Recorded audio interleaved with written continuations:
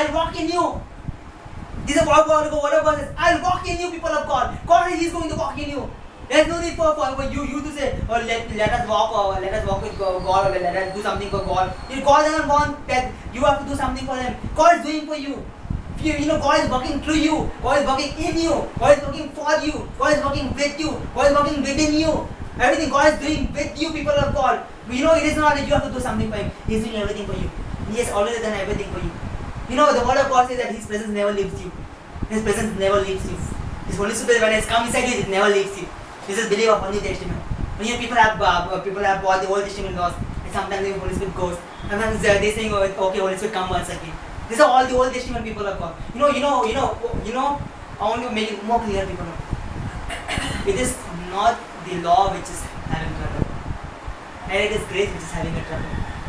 What is the trouble actually? It's a mixture of law and grace. It's a mixture of law and grace which is causing trouble, people of God. It is not law which is causing trouble, neither is it grace which is causing trouble. It is a mixture of law and grace, people. It is a mixture of law and grace, people. Even Jesus said, do not mix the old wine and the new wine. It will burst. It will burst, people of God. The word of God says, don't mix the old wine with the new wine. In the word of God says that we have two covenants. That there were two covenants. One covenant made at Mount Sinai, one covenant made at Mount Zion. The covenant made at Mount Sinai, the present Hagar. The covenant made at Mount Zion, the present Sarah. People of God, there is only one father, but there are two mothers. There is only one father, but there is Abraham, the father of faith. But there are two mothers, one was law and one was grace. Sarah was represented as grace, and Hagar was represented as law. There are people also today. There are people who are believers who walk in law, and people who are believers who walk in grace. But the confusion is much beyond it. There are people who walk in law and grace both. There is a confusion over people of God. This is the one of confusion because it gets spilled out. If you mix a new one and an old one, it gets spilled out. It gets burst, people of God. It gets burst. Let me give you an example, a better example. I think you will take it. The word of God says that there is a man called Ananias. This man called Ananias. There's a man called Sapphira.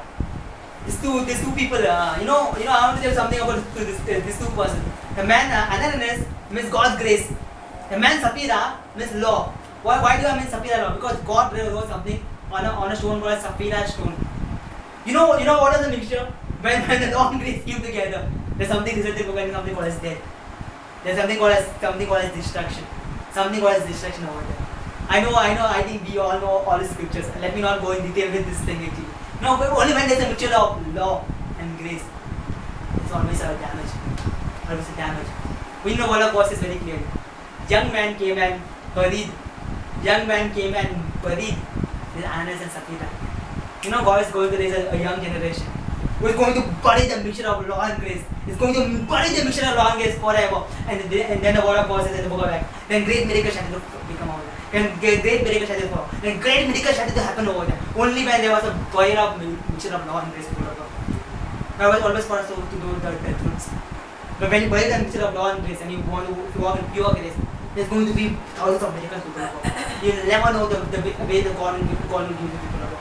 You'll never know the way God is going to use people. It's for us to do this thing. The word of God let us go much further.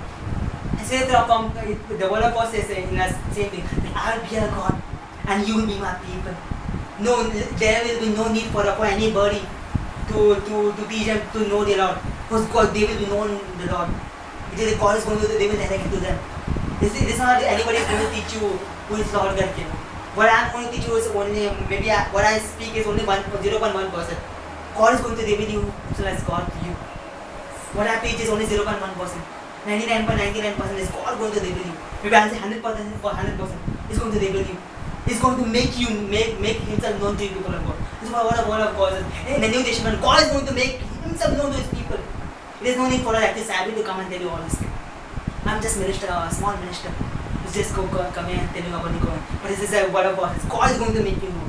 God is going to instruct you how to love. God is going to instruct you how to love. And when you have a love, you can go and love people of God. This is called love. This is what God says. I'm going to write this love in your hearts. I'm going to write this love in your mind. I'm going to write this law of faith in your mind. I'm going to write this law of spirit in your mind. I'm going to write this law of faith in your mind. I'm going to write this law of faith in your heart. This These are things of God, people of God. These are things of God. God is going to write this all these things in your heart. God is going to write this all these things in your heart. This is the God wisdom. This is the God wisdom. He's going to write everything in your heart. And let's go the word further. You might think then what is our part in all this thing? What is our part in all this thing? What is that we need to believe? What is that we need to believe? The word of God is much further. For this word called as for, and it's called because. Because the word of God says, I will be merciful to the unrighteous, and their sins and their lawlessness I will remember no more. The sins and iniquities I will remember no more. This is what God says. It is for you to believe this thing. It's for you to believe not to get condemned. It's for you to believe not to get your sin conscious. It's for you not to get guilty. When you don't have guilt, when you don't have condemnation, when you don't have sin conscious people of God, it's very easy for you to get prosperity. It's easy for you to get health. It's very easy for you to get victory. It's easy for you to get everything, people of God. This is what God says. God says, believe that He is a merciful God. Believe that He is a gracious God. This is your part, people of God. The God's part is He says that He's going to write these laws in your mind. He's going to write these laws in your heart. He's going to be a God to you, and you are going to be a people. But the second part is that God says that just because you have to believe this thing that your sins I will remember no more, your iniquities I will remember no more. I'll be merciful to the unrighteous people of God. This is what God says. He says I'll remember no more. It's a double negative word. It's no more and no more means no more. Never God is going to get angry with you, people of God. Never God is going to get angry with you. Never in a life God says He ever is going to get angry. Maybe you do anything. I'm going to say this straight line power. You do anything, you're not going to get angry. But in the word of God says, in the New Testament, God doesn't get angry. In the New Testament, God doesn't get angry. In the New Testament, His promises are yes and amen. In the New Testament, the promises are not that He is going to stop the promises. His promises are yes and amen. The Bible says that He's a mediator of a new covenant. He's a mediator of a new covenant. Based on he's a mediator of some better covenant, based on better promises. It's a better promises. Why is it called a better promises? Because this is not for you to work for it. It's for you to receive it. It's not for you to work. It's for you to receive. This is a better covenant. It's one of the best covenant. You know in the book of Deuteronomy chapter 28, there are so many blessings. The Bible says that now God is going to give better promises. Better promises. You know what was those promises? Those promises are promises of land, promises of wealth, promises of promotion, promises of health, promises of wealth, promises of financial prosperity, promises of land, promises of God's favor, promises of doubleness. There's so many promises. Promises of geographical prosperity was a promise. The heretical dominion was a promise. The heretical inheritance was a promise. Whatever land they put was their promise. All of the promise. But the Bible says these are the best promise. I'm going to give better promises. Why it is called better promises? But it is not for you to work on something. It's not for you to obey the law. It says I want to give it to you. It's because of what was and Jesus did, Christ did for you. I want to give it for you just because of what Jesus did for you. It's not about my efforts. It's not about my thinking. It's not about my doing something. It's about God's efforts. God has done something for His Son. For us to be effortless. For us to be very freedom. For us to be a very free guy. You don't have to do something, people of God. You don't have to do something. We need to believe the new covenant.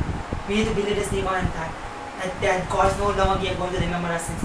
God is never going to get angry with us. God is never going to condemn us. He's never going to condemn us. He's never going to impute any sins to us. Everything has done. He's a dandy. God has made it a dandy. He has given His Son for us. And He's a dandy, people of God. There's no more God is going to do something. God has a dandy. Many times people think that God is going to give us something. It's not God is going to give us something. God will give it to you. You have to receive it by faith.